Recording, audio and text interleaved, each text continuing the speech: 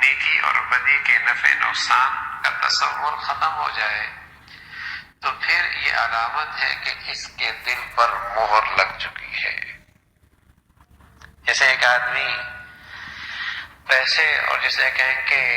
پتھر اور ہیرے کے درمیان اسے پہچان کوئی نہ ہو، سونا چاندی اور جسے کہیں کہ زمین کے سنگریزوں کے درمیان فرق نہ کرنے والے کیا کہتے ہیں؟ مجنون ہے، پاگل ہے۔ یہ ان دونوں میں فرق نہیں کر سکتا، یا سونے کے جسے کہیں گے ٹکڑے میں اور آگ کے انگارے میں کوئی فرق نہ کر سکے، کیا کہیں گے؟ اس کی تو عقل و دانش سے خالی آدمی ہے۔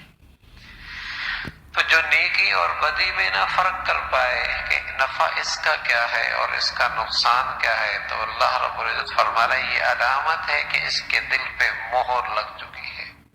وَطَبَعَ اللَّهُ عَلَىٰ قُلُوبِهِمْ وَطَبَعَ اللَّهُ عَلَىٰ قُلُوبِهِمْ کہ یہ نادان ہے کہ اسے نیکی کا پتہ ہی کوئی نہیں کہ نیکی کیا دولت ہے، اور پرلے درجے کی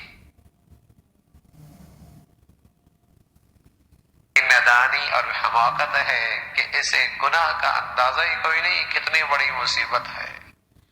یہ کتنی بڑی مصیبت ہے۔ حدیث قدسی ہے، رسول اللہ صلی اللہ علیہ وسلم نے فرمایا، اللہ نے کہا ہے جب بندہ نیکی کرتے کرتے اپنے اللہ کو راضی کر لیتا ہے تو پھر اللہ ایسی برکت دیتا ہے کہ اس کے مثبت اثرات 7 پشتوں تک چلتے ہیں، اور جب بندہ اللہ کی نافرمانی کرتا ہے اور اسے ناراض کر بیٹھتا ہے تو اس کی نحوست بھی 7 پشتوں تک چلتی ہے۔ یہ تو دنیا کا معاملہ ہے، کل کا معاملہ اس سے زیادہ تکلیف دہ ہے۔ وَطَبَعَ اللَّهُ عَلَىٰ قُلُوبِهِمْ ہر گندگی کی جڑ یہ ہے کہ آدمی کے ہاں نیکی بدی کا تصور خراب ہو جائے۔ جب اسے پتہ ہی کوئی نہیں کہ نیکی سے کیا ملنا ہے، اور جب اسے احساس ہی کوئی نہیں کہ گناہ کا کیا نقصان ہونا ہے، تو پھر اس کی زندگی میں دونوں برابر ہیں۔ پھر جی چاہا تو کر لیا، نہ چاہا تو نہ کیا، گناہ بھی چلتے رہیں گے، نیکیاں بھی چلتی رہیں گی، یہ بھی ٹھیک ہے، یہ بھی ٹھیک ہے، اس لیے کہ اسے پتا ہے نہ نیکی سے زندگی بننی ہے، نہ گناہوں سے زندگی خراب ہونی ہے، نہ نیکی سے زندگی بننی ہے اور نہ گناہوں سے زندگی خراب ہونی ہے، یہ دونوں ساتھ ساتھ چلتا رہے۔ اور اگر یہ یقین آ جائے کہ نیکی سے دنیا آخرت سنورتی ہے، گناہوں سے دنیا آخرت برباد ہوتی ہے، تو پھر آدمی جیسے سونے چاندی کی طرف دن بھر رات بھر تھکتا ہے اسے حاصل کرے گا، اور جیسے آگ کے انگارے سے اور سانپ اور بچھو کے زہر سے بچتا ہے، پھر گناہ سے بھی ایسے ہی بچے گا۔ جیسے آگ کے انگارے سے اور سانپ بچھو کے زہر سے بچتا ہے، اس میں ہلاکت ہے،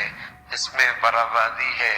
اس میں ہلاکت ہے، اس میں بربادی ہے۔ صرف اپنے آپ کو نہیں بچاتا،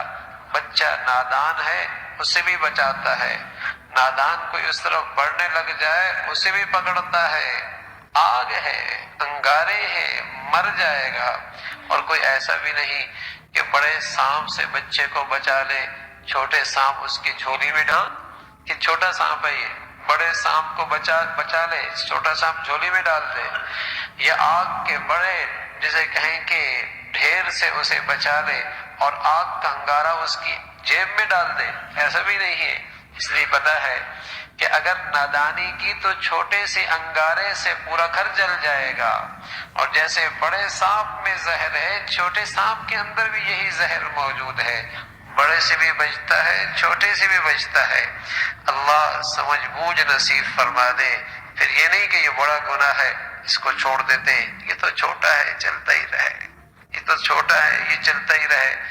کوئی چھوٹا نہیں۔ بس اوقات چھوٹے سے نظر انداز کرنے سے اس سے وہ نقصان ہوتا ہے جو بڑے پر ندامت اور توبہ کرنے سے نہیں ہوتا،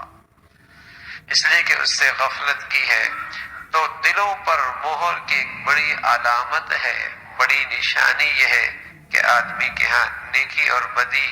اس کے نفع نقصان کا تصور مٹ جائے۔